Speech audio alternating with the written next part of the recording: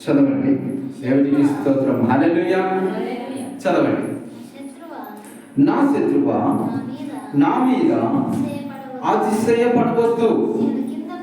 నేను క్రింద పడినాను, తిరిగి లేతును. నేను అంధకారమందు కూర్చున్నాను, యెహోవా నాకు వెలుగుగా ఉండును. దేవునికి స్తోత్రం. హల్లెలూయా. శత్రువు ఎవరు? మనకు శత్రువు ఎవరంటే అపవాది. మన పోరాటం ఎవరితోనంటే అపవాది. మనుషులతో పోరాటం కాదు, శత్రువుతో మనం పోరాటం. అంటే శత్రువు అంటే అపవాదితో మనం పోరాటం చేస్తున్నాం. ఆత్మలోక పోరాటం. క్రైస్తవ్యము అంటేనే ఆత్మలోకంలో ఉన్నటువంటి శక్తులతో మన పోరాటం, అంతేకాని మనుషులతో పోరాటము కాదు. మనుషులతో ప్రేమ, సంతోషము, సమాధానము ఇవి మనము బయలుపరచాలి మనుషుల మధ్యలో, అంతేకాని మనుషుల మధ్యలో శత్రుత్వం అయితేమి, పగ, ప్రతీకారాలు అయితేమి వాటిని మనం బయలుపరిచే వారిగా మనం ఉండకూడదు. దేవునికి స్తోత్రం. హల్లెలూయా. కాబట్టి మన పోరాటం ఎవరితోనంటే అంధకారంలో ఉన్నటువంటి శత్రువులతో మన పోరాటం. నా శత్రువా నా మీద అతిశయింపవద్దు. ఇక నీ పని గంతే. ఎవరి మాట అది? శత్రువు మాట. నీ పని ఇంతే, ఇక నువ్వు ఎదగవు, నువ్వు ఎందుకు పనికి రావు, ఇవన్నీ శత్రువు మాటలు. అర్థమవుతుందా? శత్రువు వచ్చి మాట్లాడుతూ ఉంటాడు. శత్రువా, దేవుని బిడ్డ ఎలా మాట్లాడతాను? శత్రువా నా మీద నువ్వు అతిశయింపవద్దు.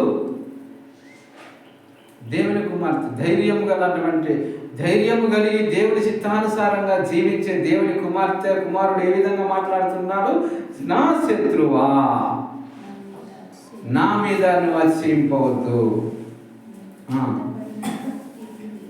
నా మీద నువ్వు అతిశయింపవద్దు.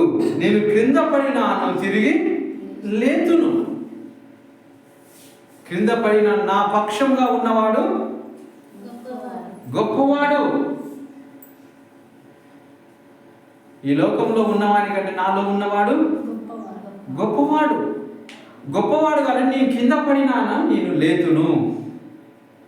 కాబట్టి నువ్వు నా మీద అతిశయపడవలసిన అవసరము ఏమీ లేదు. కాబట్టి శత్రువుతో మాట్లాడుతున్నాడు భక్తుడు. కాబట్టి మనమును అట్టి రీతి అనుభవం కలిగి ఉండాలి అని ఈ లేఖనము మనకు బోధిస్తుంది. ఏ అనుభవంలో ఉండాలి? శత్రువుతో కూడా మనము మాట్లాడి, నువ్వు అతిశయిస్తున్నావు. ధైర్యము మనల్ని శత్రువుని జయిస్తుంది. ధైర్యం ఏం చేస్తుంది? ఎవరిని జయిస్తుంది? శత్రువును జయిస్తుంది.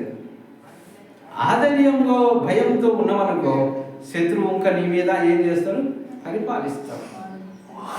శత్రువు పరిపాలన, వారి పరిపాలనలోకి నువ్వు వెళ్ళిపోతావు. కాబట్టి మనం ఎవరి పరిపాలనలో ఉండాలి అంటే దేవుని పరిపాలనలో ఉన్నప్పుడు దేవుడు నీ పక్షంగా యుద్ధం చేస్తాడు. దేవుని పరిపాలనలో ఉన్నావు అని ఎలా తెలుస్తుంది అంటే దేవుని చిత్తానుసారంగా నువ్వు జీవించుచున్నప్పుడు, దేవుని మాటకు లోబడి నువ్వు జీవించుతున్నప్పుడు, దేవుని మాట ప్రకారంగా నువ్వు జీవిస్తున్నప్పుడు దేవుని పరిపాలనలో నువ్వు ఉన్నట్టు. ఈ లోక సంబంధమైన మాటల చేత, లోక సంబంధమైన క్రియల చేత నువ్వు జీవిస్తున్నప్పుడు నువ్వు సాతాని పరిపాలనలో నువ్వు ఉన్నట్టు. నువ్వు ఏ పరిపాలనలో ఉన్నావు అని తెలుసుకోవడానికి నీ జీవితమే నీకు తేటపరచబడుతుంది, నీ జీవితమే నీకు తెలియపరచబడుతుంది. హల్లెలూయా. అర్థమవుతుందా? కాబట్టి మనము దేవుని పరిపాలనలో ఉన్నప్పుడు మాత్రమే మనం ధైర్యం గలవారిగా మనం ఉంటాము. ధైర్యం గలవారిగా మనం ఉంటాం. మంచి పరిపాలకుడు మీకున్నప్పుడు ధైర్యం ఉంటుందా? ఉంటుంది. నాకు పైన వాడు మంచి భరోసా ఇచ్చేవాడు ఉన్నాడు కాబట్టి ధైర్యం ఉంటుంది. ఏది భరోసా లేనప్పుడు మీకు ఏం జరుగుద్దో, ఏమవుద్దో అనే భయం అనేది మీలో పుడుతుంది. ఆ భయం పుట్టినప్పుడు అందులో నుండి వాడు బాణాలు వేస్తూ ఉంటాడు. సాతాను ఏం చేస్తూ ఉంటాడు? బాణాలు వేస్తూ ఉంటాడు. భయంలో ఉన్నప్పుడు తగులుతూనే ఉంటాయి, ఎన్ని బాణాలైనా తగులుతాయి. తగిలినప్పుడు ఏమవుతుంది, అన్ని స్థితిగతులంట ప్లేట్ ఏమవుతుంది, తిరిగి పడుతుంది. మంచిగా ఉన్న వారం ఏం చేయబడతాము, అస్తవ్యస్తంగా ఉంటాము. అస్తవ్యస్తంగా జీవితం అంతా, కుటుంబ జీవితం, వ్యక్తిగత జీవితం అస్తవ్యస్తంగా అయిపోద్ది. కాబట్టి దేవుని యొక్క పరిపాలనలో మనం ఉండాలి. ఆయన పరిపాలన ఉన్నప్పుడు ఆయన దూతలు మనకు కావలిగా ఉండి మనల్ని రక్షిస్తాయి. దేవునికి స్తోత్రం. అప్పుడు దేవుని యొక్క పరిపాలనలో మంచివాడు మనలో ఉన్నవాడు గొప్పవాడు. కాబట్టి గొప్పవాడి పరిపాలనలో మనం ఉన్నప్పుడు మనకు ధైర్యం ఉంటుంది. శత్రువా నా మీద అచ్చేది, నా పక్షంగా ఉన్నవాడు గొప్పవాడు, ఈ లోకంలో ఉన్నవాడి కంటే గొప్పవాడు. కాబట్టి మనం ధైర్యంగా మన శత్రువులు మనం జయించే వారిగా మనం ఉంటాం. శత్రువులు జయించడము అంటే మనలోకి వచ్చే ఐహికమైనటువంటి విచారాలన్నిటి కూడా మనం మనము జయించిన వారిని తట్టు తిరుగుతాము. జయించిన వారు ఎవరు? యేసు ప్రభు జయించిండు. యేసు ప్రభు లోకాన్ని జయించిండు. కాబట్టి లోకాన్ని జయించిన వారిని మనం మనలో పెట్టుకున్నాం. కాబట్టి లోకాన్ని జయించిన వారి తట్టు మనం తిరిగినాం. కాబట్టి లోకాన్ని జయించిన వారు మనకు ఆశ్రయ దుర్గంగా ఉన్నాడు. కాబట్టి మనకు ధైర్యం ఉంటుంది. దేవుని బిడ్డ, మనకు ధైర్యం ఉంటుంది. అదే జయించకపోతే మనకు ధైర్యం ఎక్కడిది? ధైర్యం ఉండదు. దేవునికి స్తోత్రం. హల్లెలూయా. నేను కింద పడినాను, నేను లేదు, నా పక్షంగా ఉన్నవాడు యెహోవా. కాబట్టి నేను కింద పడినాను, లేతును, ఏమి లేకపోయినాను, ఆర్థికంగాను అనారోగ్యంగా ఏది లేకపోయినాను, మళ్ళా తిరిగి మనము పొందుకోగలుగుతాం. ఎందుకంటే ఆరోగ్యం ఇచ్చేవాడు ఆయనే, ఐశ్వర్యం, ధనము, అన్ని సమస్తం ఇచ్చేవాడు ఆయనే. ఆయన లేకుండా ఏది మీకు కలగదు. దేవునికి స్తోత్రం. హల్లెలూయా. కాబట్టి ఆయన రెక్కల కింద ఆరోగ్యం ఉన్నది. ఆ ఆరోగ్యం ఇచ్చేవాడు కూడా ఆయనే. కాబట్టి ఆయన ఎందుకు మనం భయభక్తులు కలిగి ఆయన చిత్తానుసారంగా ఆయన మాట చొప్పున మనం జీవించినప్పుడు, దేవుని చిత్తమును మనం నెరవేర్చినప్పుడు సమస్తమును మనకు తిరిగి మనం పొందుకోగలుగుతాం. దేవుని వల్ల తిరిగి మనము పొందుకోగలుగుతాం. పొందుకోకుండా ఉండాలి అంటే మనం ఏదైనా దేవునికి అయోగ్యమైనది, దేవునికి అయిష్టమైనది మనలో ఏదైనా ఉంటే మనం తిరిగి మనం పొందుకోలేము. కాబట్టి మనం తిరిగి మనం పొందుకునే స్థితిలో దేవుడు మనల్ని ఉంచుతాడు. దేవునికి స్తోత్రం. హల్లెలూయా. ఇంకా చదవండి.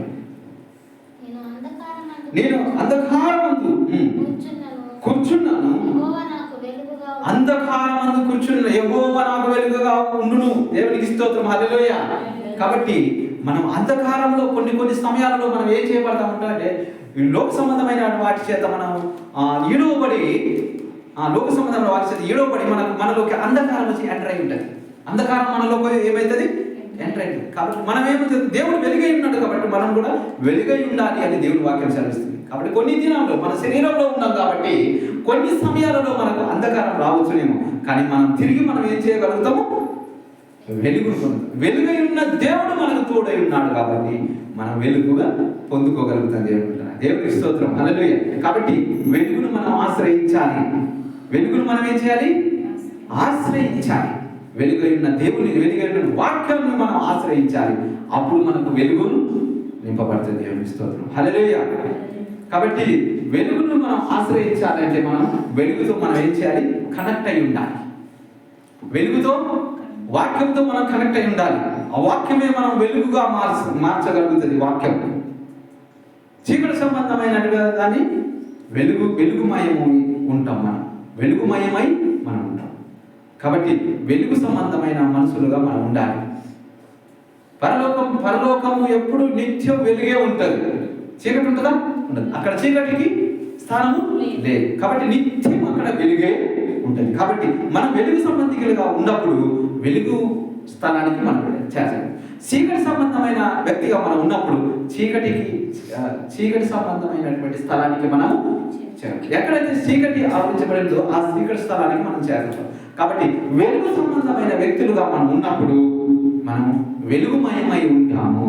వెలుగుతో మనం కనెక్ట్ అయి ఉన్నప్పుడు వెలుగుమయమై ఉంటాము. కాబట్టి దేవుని చిత్తానుసారంగా మనం జీవించినప్పుడు మనం వెలుగుమయమై ఉండగలుగుతాం. దేవునికి స్తోత్రం. హల్లెలూయా. కాబట్టి యెహోవా వెలుగై ఉన్నాడు కనుక మనము వెలుగు సంబంధికులము.